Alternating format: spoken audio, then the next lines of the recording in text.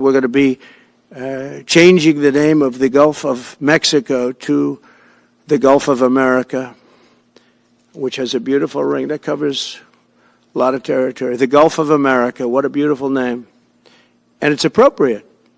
It's appropriate. We're going to... Boy, oh boy, oh boy. Got that thing certified. And now it's time to hit the ground running.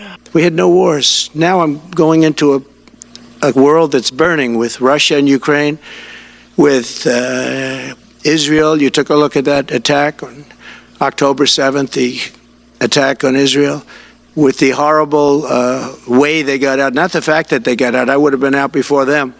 But we would have been out of Afghanistan with dignity and strength, as opposed to looking like a bunch of fools with 13 dead and many, many badly, horrifically injured. Nobody ever talks about them. No arms, no legs. Nobody ever talks about them. The way they got out was outrageous, leaving billions of dollars of brand new military equipment that I bought in the hands of the Afghans, and specifically the Taliban. It's the group. And we were doing very well. We would have been out. We would have been respected. I think it's one of the reasons it was so badly handled, that withdrawal, where people are jumping onto airplanes, falling off the sides of airplanes when they're 3,000 feet in the air. And nobody's ever seen anything like that, the worst. And because of that, I think Russia went and attacked Ukraine. When they saw that, they said, these guys are incompetent. They don't know what they're doing. But we know what we're doing now. And that's going to all end. And we have a great military. I defeated ISIS, as you know. We're in no wars. I just finished a couple. And we got also our soldiers guarding Syria and Turkey. We're in the middle. We had 5,000 soldiers. They would have been gobbled up with two armies. We had one army, 300,000. We had another one, 500,000 or 600,000. Getting ready. We had 5,000 people in the middle. I said to a general, how do 5,000 people do in that case? And the general just looked at me and said, not well, sir, not well. And I took him out. And you know what happened? Nothing. I got criticized. I saved 5,000 lives, actually. Business leaders in the Middle East, indeed the world. He's a founder and chairman of Damac Properties, Hussein Sajwani, very respected gentleman. And I'm thrilled to announce today that Damac will be investing at least $20 billion over a very short period of time into the United States, and they may go double or even somewhat more than double that amount of money. It's a great thing, and I believe he will say that he's doing it because of the fact that he was very inspired by the election. They wouldn't do it without that election, I can tell you. A lot of people wouldn't. You saw last week where we have somebody who's going to go from $100 to $200 billion. And we have many other people, and we'll be bringing some of them out. Some of them like to do it somewhat more quietly, and some don't. And they feel so strongly about the country that they want to let people know about it. But it's an honor to have such a great investor investing in our country. The investment will support massive new data centers across the Midwest, the Sun Belt area, and also to keep America on the cutting edge of technology and artificial intelligence. He's very big into the data centers, and that's going to be a very hot item in the coming years, as you know, with AI. In particular, the first phase of the project will be in Texas, Arizona, Oklahoma, Louisiana, Ohio, Illinois, Michigan, and Indiana. Thank you, Mr. President. It's been amazing news for me and my family when he was elected in November. We've been waiting 4 years to increase our investments in U.S. Been waiting. To a very large amount of money. We are a company operating in more than 20 countries around the world. We have delivered more than 45,000 luxury units and another 45,000 in the pipeline. In data center, we are in 10 countries around the world, in Asia, Europe, and Middle East.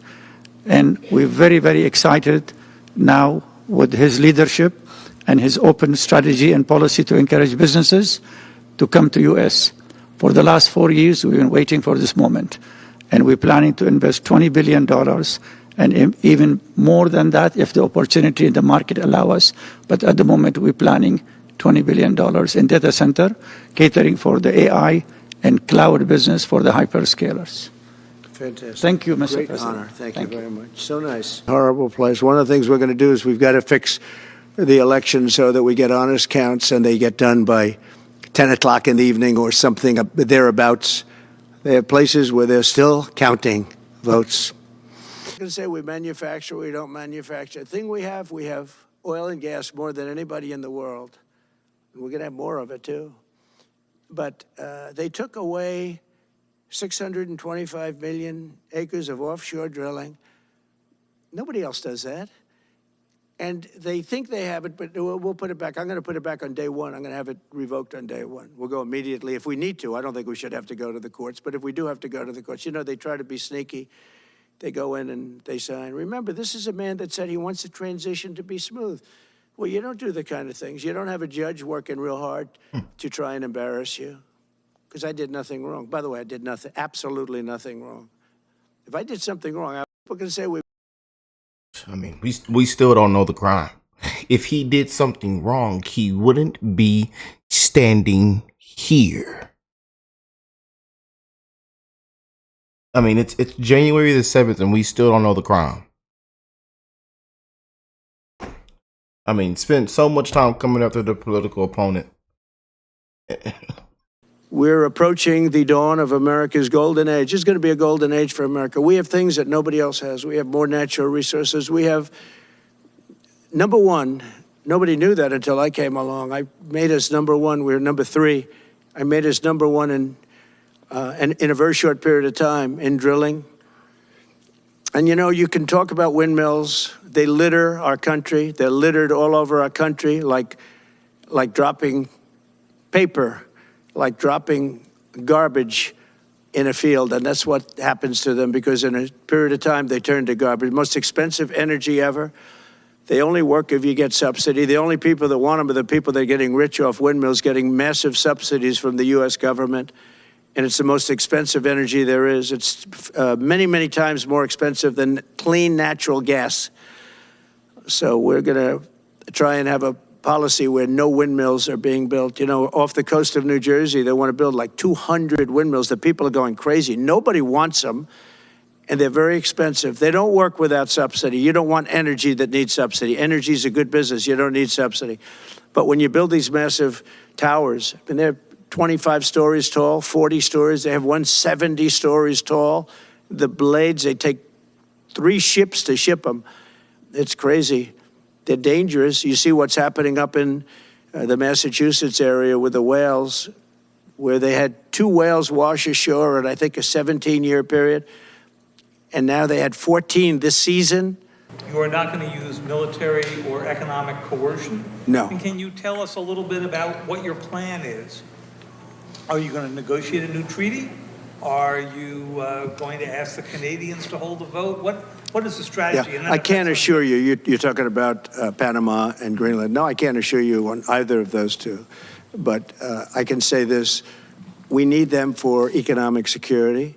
The Panama Canal was built for our military. I'm not going to commit to that now. It might be that you'll have to do something. Look, the Panama Canal is vital to our country. It's being operated by China. China. And we gave the Panama Canal to Panama. We didn't give it to China.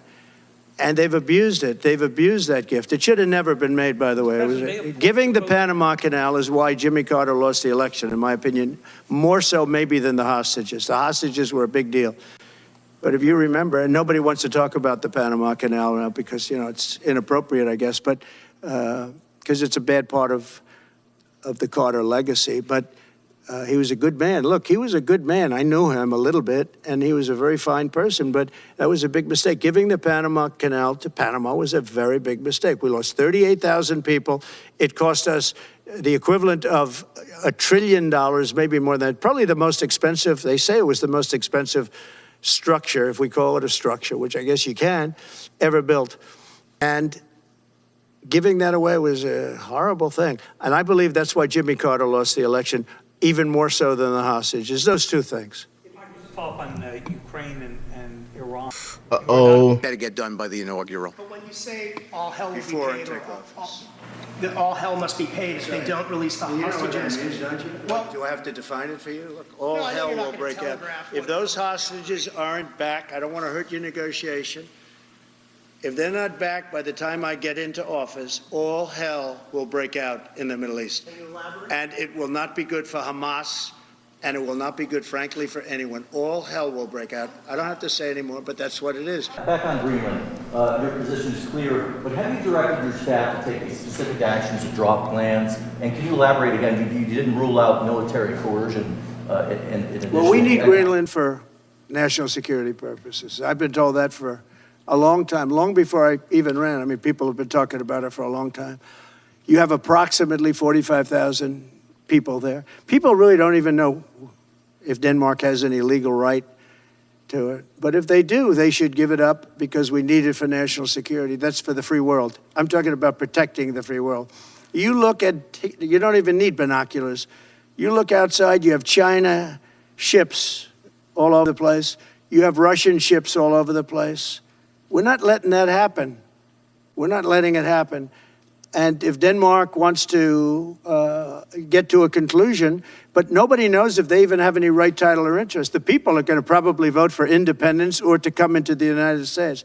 But if they did do that, then I would tariff Denmark at a very high level. Have you asked your staff to draw plans for acquisition? I mean, are you actively No, we're not pursuing at that stage, but we have people. I haven't even entered office yet.